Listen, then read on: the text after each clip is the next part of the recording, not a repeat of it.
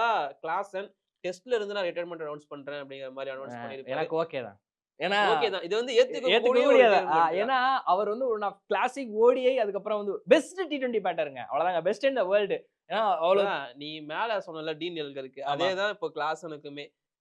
அதாவது சரி okay okay. வாய்ப்புகள்ங்கிறது வாய்ப்புகள் மறுக்கப்படும் டெஸ்ட்ல அதனால தான். அதுக்கப்புறமா சௌரவ் திவாரி 4த் பிளேயரா ரிட்டயர்மென்ட் அனௌன்ஸ் பண்ணாரு. ஆல் ஃபார்மட் ஆஃப் கிரிக்கெட்ல இருந்து. அவரு சொல்ல சௌரவ் முடியாது. திவாரி நெறைய பேருக்கு தெரியாம தெரியாது. ஆமா. இருக்கலாம். பட் ஐபிஎல்ல வந்து Mumbai, S. RCB Virat Kohli under 19 world cup win பண்ணாருல்ல. அந்த அந்த டீம்ல பேட்ச். வந்து கண்டிப்பா இருந்திருப்பாரு சௌரவ் திவாரி. அண்ட் மும்பை இந்தியன்ஸ்க்காக ஒரு சீசன் தரமான பெர்ஃபார்மன்ஸ் குடுத்த ஒருத்தர் தான். ஆ ஆர்சிபில இருந்து கழட்டி விட்ட ஒன் ஆஃப் த பிளேயர் தான். அப்படியா? ஆமா. சூப்பரு. ஓகே. சௌரவ் திவாரியும் வந்து ரிட்டயர்மென்ட் இருக்கிறாரு. அனௌன்ஸ் பண்ணிட்டாரு. 5வதா வருண் ஆரோன்.